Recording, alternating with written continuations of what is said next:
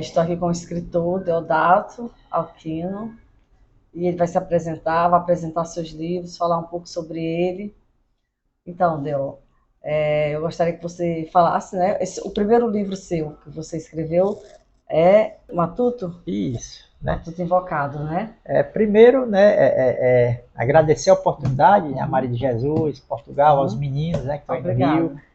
Um forte abraço, mandar um forte abraço aí para todos. Sei que eles também são da área de letras, né? Sim. Samuel e o Josué, né? E, na verdade, essa questão da necessidade de escrever, ela surgiu principalmente agora, foi um pouco antes da pandemia, né? A pandemia, eu acho que ela atiçou essa arte da criação. Sim. Muita gente, nesse momento de pandemia, ela veio para, de certa forma, tornar isso muito evidente, né? Muitas criações, mas veio antes. E a gente,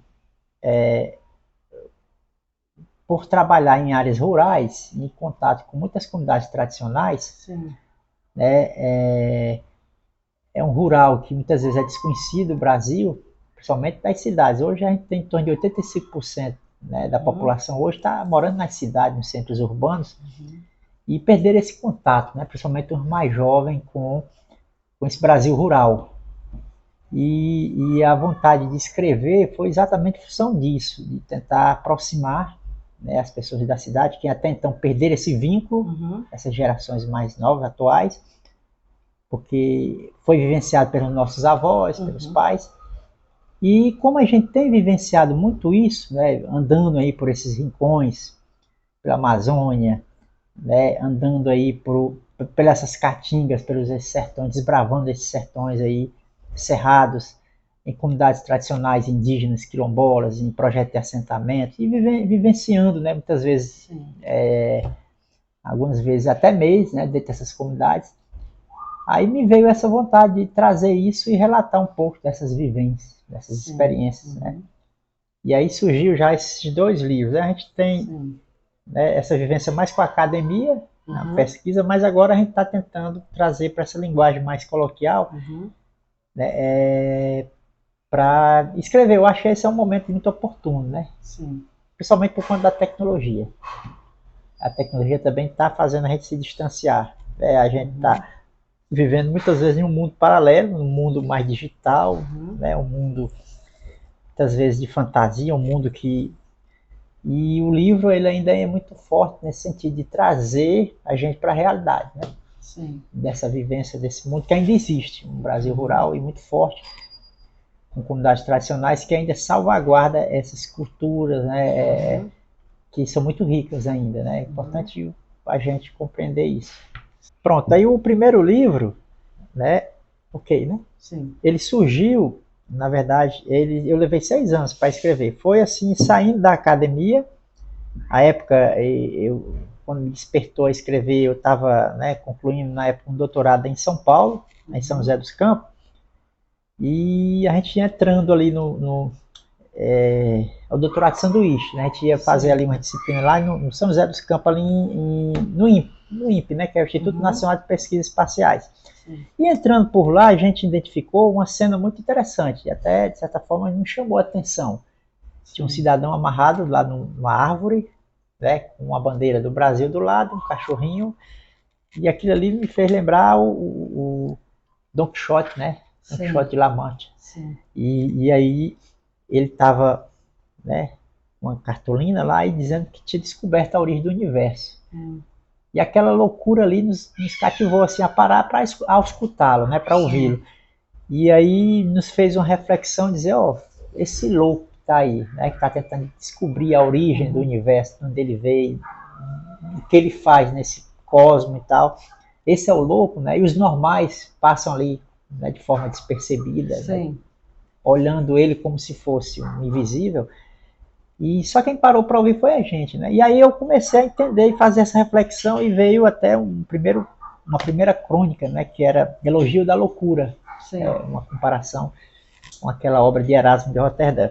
E a partir daí surgiu, aí foram 6 anos escrevendo, experiências em Machu Picchu, experiências em Mato Grosso, Centro-Oeste, experiências na Amazônia, na floresta, né, essa floresta belíssima, nessa Amazônia riquíssima, experiência na Caatinga, um pouco de tudo isso está aqui condensado nesse livro.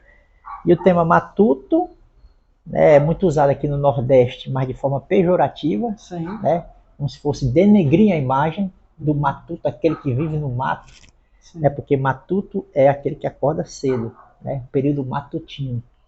E a criação, muitas vezes, a minha criação só vem no período matutino, exatamente na madrugada. Né? A gente acorda, como diz, antes do cantar do galo, antes do quebrar da barra do dia, né? Para escrever e criar. É o melhor período que tem. Eu acho que o silêncio da madrugada, da noite, é o melhor período para criar.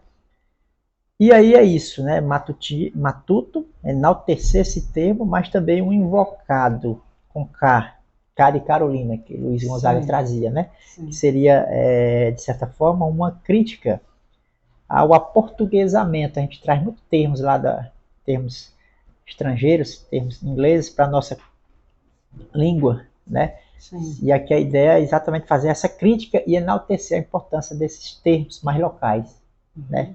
K de Carolina, matuto invocado. Mas o invocado também do verbo invocar, né? Invocar. O matuto invocado é um termo que a gente usa muito no Nordeste. O fulano está contrariado, está cismado, está invocado. Mas também o invocar, e você invocar, né? Invocar a ancestralidade, a riqueza do povo nordestino para se inspirar e escrever, nesse sentido. E traz aqui, são 60 crônicas, a gente traz, né? É bem interessante, né? Tem um pouco dessas vivências que eu falei anteriormente, mas que é um livro muito interessante, assim, ele marcou, mas ainda, eu até, com a linguagem muito acadêmica ainda, porque eu estava saindo da academia. Sim. O segundo já vai mais uma linguagem coloquial, mas é bem interessante, traz muitas coisas interessantes, né, nessas experiências aí, nessas comunidades tradicionais. Okay. Né? São crônicas. Sim, muito interessante. Então vamos falar do segundo livro. Aí o segundo, ele tá ainda, nasceu agora, né? Sim. Que aí é o Canto da Jandaia, né? O Canto da Jandaia, que na verdade é o termo Ceará. Ceará é o Canto da Jandaia, né? Indígena, né? Mas, e aí, já são crônicas contos. Já são crônicas, foi feito em um ano, né? Já foi mais rápido, né? E esse livro, né? Ele está sendo lançado agora, em março. A gente vai lançar ele, né? Nesse mês agora, de março. Sim. Aqui a capa, né, se você perceber, a jandaia é uma ave típica da nossa região, Caatinga, do bioma Caatinga, sim, que já está em extinção. Sim. É uma ave belíssima, ele tem um canto estridente, um canto, né, melancólico, estridente, muito alto, chega a ensurdecedor, né, para quem escuta. Mas ele vem nesse sentido, o canto do lugar, né, o canto do lugar, o sim, canto, mas também um canto do cantar. Ela canta para anunciar a chegada do forasteiro, a chegada do colonizador.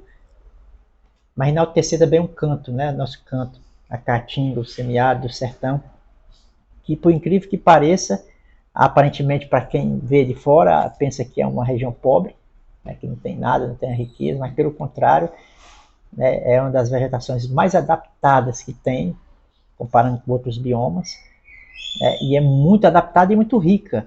E aqui eu faço até uma crítica por conta exatamente dessa riqueza, principalmente em recursos naturais, em energia. Nós aqui, para vocês terem ideia, seremos os maiores produtores de energia do planeta. Sim. Provavelmente será a região semiárida do Brasil. E essa riqueza, essa farta que está abrolhando dos céus, a gente diz, está brotando do céu, o ouro caindo dos céus, né? É o sol, produzir riqueza, é o vento das praias, das serras. Elas vão ser, de certa forma, elas vão ser expropriadas do nativo, do jangadeiro. Eu trago histórias do jangadeiro, a gente convivendo com o jangadeiro, que se joga a sua jangada no mar, passa 5 dias a 60 quilômetros de mar adentro. Sim. Convivemos mais de 10 dias e aí surgiam contos. Trago história de comunidades tradicionais quilombolas, também indígenas, ciganos, né? É um pouco disso aqui. Tem muita realidade, mas também é fantasia, realismo mágico. Uhum. Mas aí é um pouco dessa experiência, né? E essa capa aqui é em Alcântara. Essa capa aqui, né? Uhum. Eu já fiz essa foto num celularzinho bem simples. Sim. mas ficou belíssimo. Né? Você Que tem bom. aqui uma plantinha do mangue, né? Sim. Fica ali em Alcântara.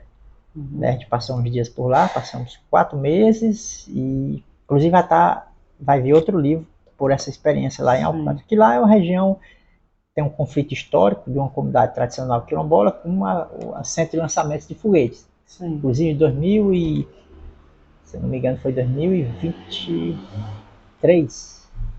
Perdão, 2003 teve uma explosão lá de um foguete e tal, vai ter toda essa questão. Mas é isso, é um pouco dessa, é bem interessante também, a gente traz essa experiência jogada aqui, condensada nesse material. Okay. Vale a pena, né? Eu acho que quem tiver interesse em conhecer essa nossa realidade nordestina, somente conhecer o que é o Nordeste, né? Essa região semiárida, e também um pouco, né, de outras regiões do Brasil. Ele traz um pouco disso aqui nesses livros, né? Ok, muito interessante. Amei, Pronto. Uma aula cultural pra gente. Conversa. Muito interessante. Então, obrigado. E quer falar mais um pouco? E um abraço aí, porque, né, aos irmãos aí do Rio de Janeiro, né? Porque todos somos irmanados. Muitos filhos nordestinos que hoje estão no Rio, ou em São Paulo, vieram do Nordeste, né? A gente sabe disso. E que foram, entre aspas, muitas vezes forçados a ter que migrar. Isso. Né? Uma migração patrocinada, que a gente sabe muitas vezes, mas que foi atrás de conquistar, né? De buscar um sonho e viver lá, né? Muitos, graças a Deus, se deram bem, né? Mas nunca esquece dessa origem, né? Que é o caso de vocês, a gente vê, tem esse carinho, né? Porque quem viveu aqui no Nordeste sabe, né, disso, da importância dessa raiz nordestina. E é isso aí, a gente traz um pouco disso, espero que quem leu, quem gostar, tá aqui, né, O Canto da Jandaia e o Matuto Invocado. São 2 livros que eu creio que são os primeiros de alguns que virão, se Deus quiser. E leiam mais, eu acho que é importante a gente, né, se abstrair, sair um pouco desse mundo né, do celular para conhecer, porque às vezes a gente, quando você lê um livro, você está muitas vezes viajando por histórias, viajando por lugares, né? Verdade. Você sente o que o autor escreveu e vive junto com ele naquele momento. Muitas vezes você sai de dentro de um quarto, mas a leitura, ela para quem começa a sentir esse prazer da leitura, ela é magnífica, né? A leitura é algo que você não consegue explicar, da dimensão e da grandeza do que é, né, ler. Leia mais, eu acho que é importante nós ler mais, esse momento requer isso, principalmente nessa era da inteligência artificial que está vindo, né? Valorizemos a leitura e o livro, eu acho que é isso. E parabéns aí pelo canal, viu? Obrigada. Parabéns. Obrigado pelo esse prazer que você está me dando, né? De participar aqui do nosso canal, tá bom? Eu que agradeço, viu? Espero ter contribuído aí. Forte abraço. Muito obrigado.